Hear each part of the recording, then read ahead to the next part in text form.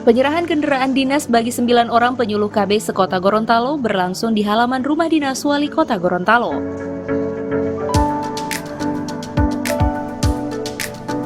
Kegiatan ini merupakan bentuk kepedulian pemerintah Kota Gorontalo dalam menunjang kebutuhan penyuluh KB yang melaksanakan tugas melayani masyarakat sehingga mampu meningkatkan kualitas kinerjanya.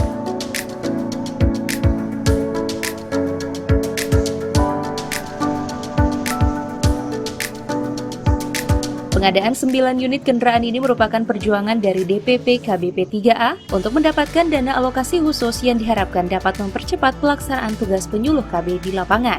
Tentunya butuh fasilitas,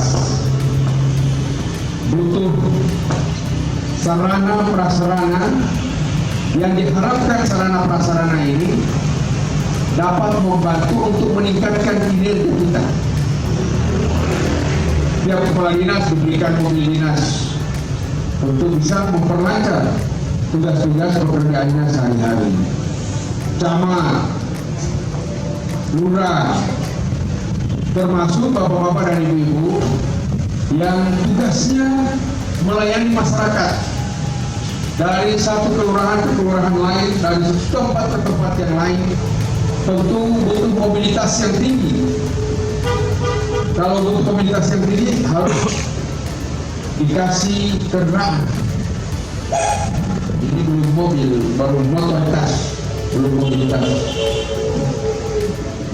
Nah, oleh karena itu pemerintah daerah tadi dilaporkan oleh Ibu Kadis melalui perjuangan untuk bisa mendapatkan dana alokasi dana alokasi khusus tahun ini beroleh bantuan berupa pengadaan motor dinas, kendaraan bermotor roda 2 yang akan dibagikan kepada para petugas lapangan, penyuluh lapangan KB di 9 kecamatan.